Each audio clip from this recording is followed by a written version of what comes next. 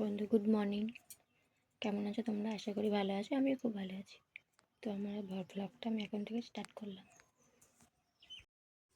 তো বন্ধুরা দেখতেই পাচ্ছ আমার ছেলে এখন ঘুমাচ্ছে। তো ওকে এখন উঠাবো, উঠিয়ে রেডি করে স্কুলের জন্য রেডি করব। তো দেখো রেডিও করে দিয়েছি। এবার আমরা টোটো করে স্কুল যাব। দেখো আমরা টোটো করে স্কুল যাচ্ছি।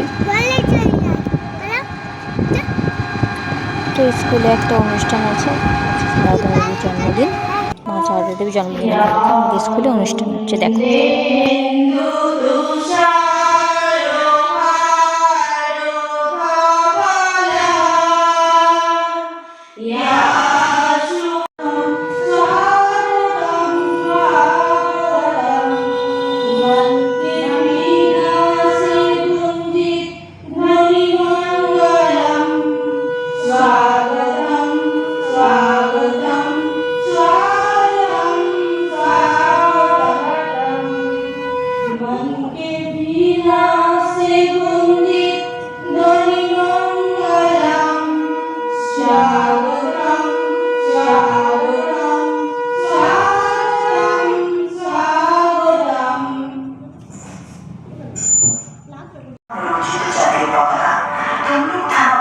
সেই ঐতিহাসিক দিনে হাজার হাজার মানুষের মিছিলে নেতৃত্ব দিলেন তিনি। ব্রিটিশ পুলিশের গুলি তার শরীর বিদ্ধ করল, কিন্তু তার মুষ্টিবদ্ধ হাতেই তখন দেশের পতাকা। শেষ নিঃশ্বাস নিতে গিয়েও তার মুখে ছিল একটাই ধ্বনি, বন্দে মাতরম। পরাধীন ভারতে বিপ্লবের আত্মঘর ছিল মেদিনীপুর। এই জেলাতে এক দরিদ্র কৃষক পরিবারের সন্তান মাতঙ্গিনী হাজরা। জন্ম 1869। তমলুকের অদূরে আমিনার নামে একটি ছোট্ট গ্রামে। তথাকথিত শিক্ষা তার ছিল না, কিন্তু দেশপ্রেম ছিল শিরায়। 1905 সালের বঙ্গভঙ্গ, অসহযোগ আন্দোলন, লবণ সত্যাগ্রহ, স্বাধীনতা সংগ্রামের প্রতিটি পদক্ষেপে মাতঙ্গিনী হাজরা ছিলেন ফ্রন্টলাইনে। লবণ আইন ভাঙার অপরাধে দুবার কারাবরণ করেছেন, কিন্তু তার উদ্দীপনা এতটুকুও কমেনি। মাতঙ্গিনী হাজরা তিনি ছিলেন সাধারণ কিন্তু অসাধারণ এক নারী। সেদিন ব্রিটিশদের গুলি সত্যিই কি তাকে হত্যা করতে পেরেছিল? উল্টে জন্ম হয়েছিল আমের মাতঙ্গিনী হাজরার। সেই জন্ম ছিল অনুপ্রেরণার। তার আত্মত্যাগের গালিয়ে জেনে বিপ্লবের মন্ত্রে উদ্বুদ্ধ হচ্ছিলেন বাংলা তথা ভারতের অসংখ্য বিপ্লবী।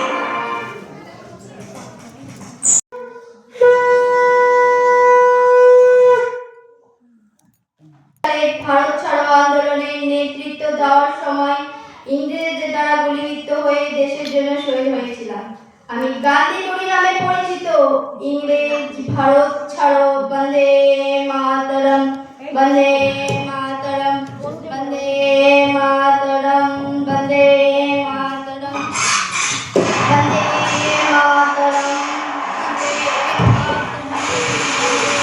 মাতরম, বন্দে মাতরম, বন্দে মাতরম।